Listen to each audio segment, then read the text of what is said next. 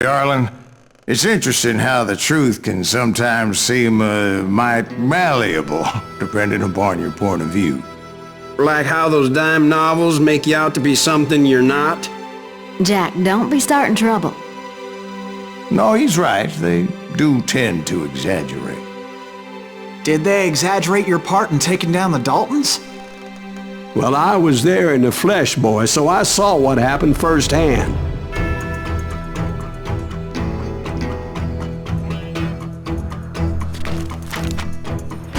Those Daltons were lawmen once, before they all went bad, robbing banks and trains clear across the territory.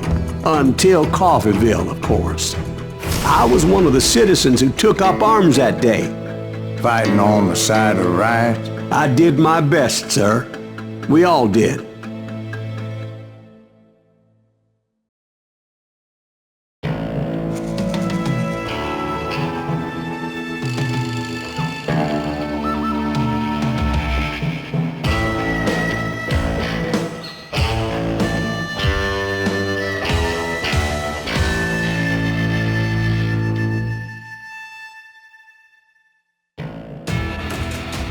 It was early morning.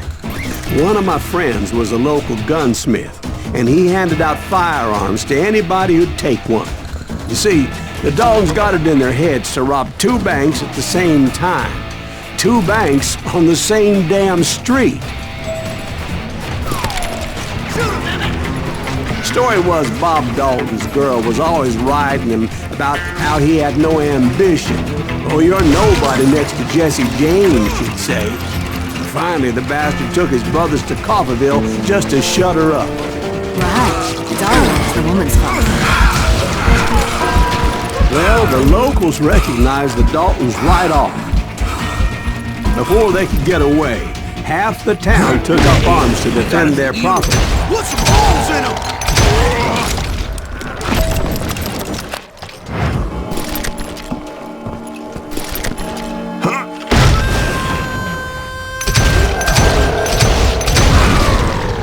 The brothers paid dearly for their stupidity, but everybody knows they had it coming. There's more to it than that.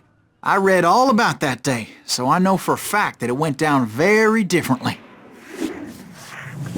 First of all, it was high noon.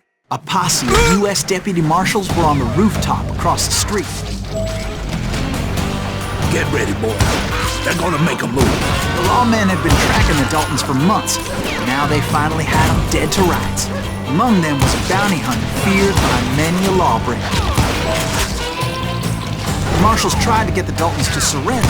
They'll give up eventually. You just gotta wiggle some bitches out. This bounty hunter knew that the brothers were far too proud to ever lay down their guns.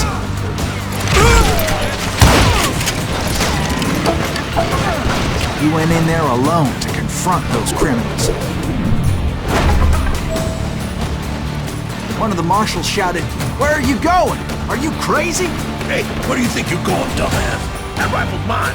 But he paid him no mind.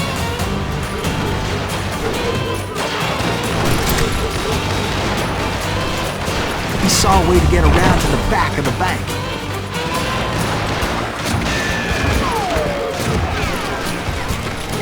Then he figured out how to hit the Daltons from a direction they weren't expecting.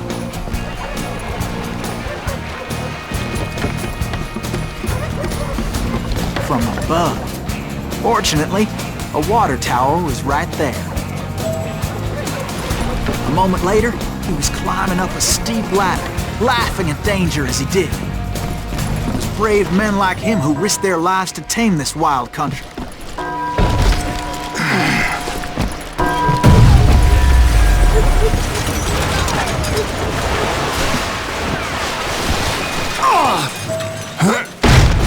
We've got company. Heroic men like him, who did what other men couldn't or wouldn't to make this country free. Like Jim Bowie and Davy Crockett, who died defending the Alamo. Is that Silas Greaves? Son of a bitch!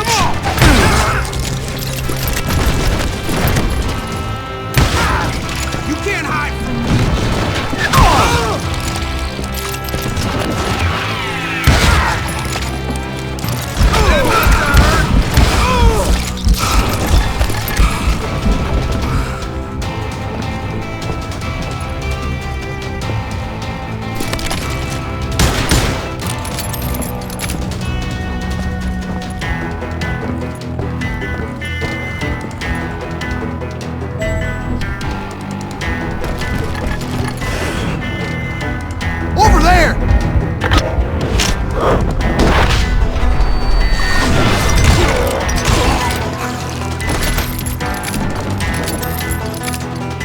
That's Silas Greaves! What the hell? Bland! He came away victorious, taking down those thieving Daltons.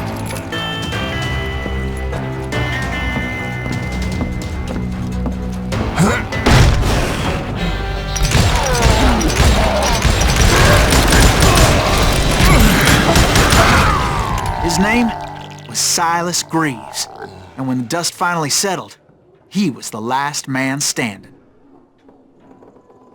Sorry, kid, but that just wasn't the way it happened.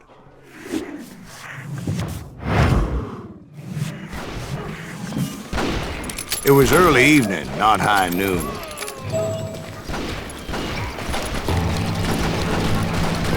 That's it. The Daltons blew up a safe, and were all set to hightail it out of there. Those pathetic deputies surrounding the bank were dropping like flies. You or me?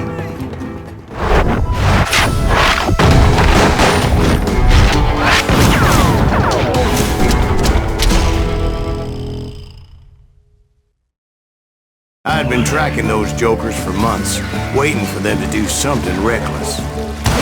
And finally, they did. Those stupid bastards decided to rob 2 banks at the same time in the same town where everybody knew them. But they still had friends in Coffeyville.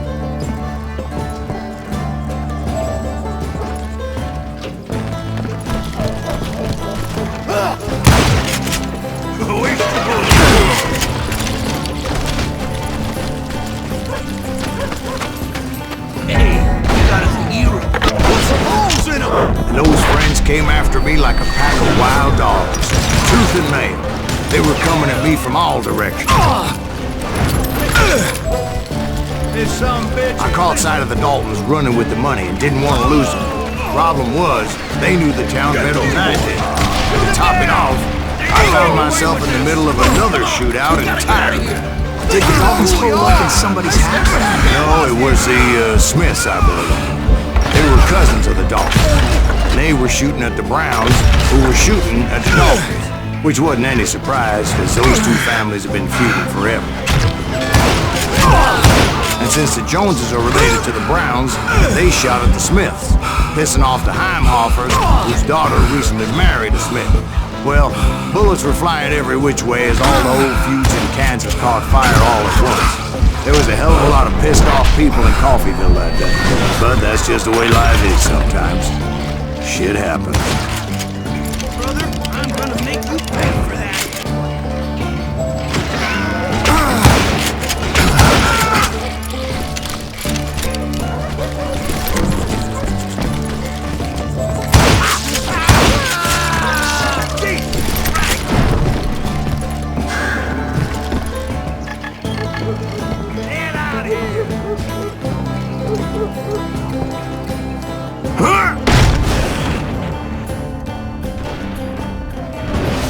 I'm ending you.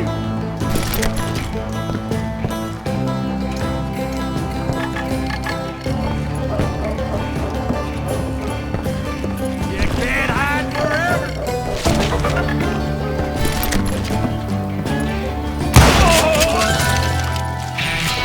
The Dalton boys knew I would never give up.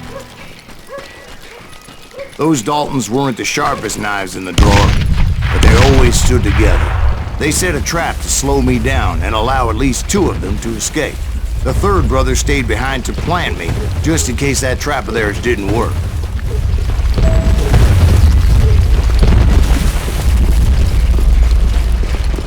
It was Emmett, the youngest, and he decided to stand his ground and face me down. I ain't afraid of you, Silas Greaves. This is where it ends for you. He was determined to protect his brothers. I understood how he felt. Taking me on all by his lonesome wasn't exactly a recipe for a long life. But Emmett Dalton survived the robbery in Coffeyville. He's the only Dalton who did. They say he was shot 23 times. Well, Dwight, who do you think put all those damn holes in him?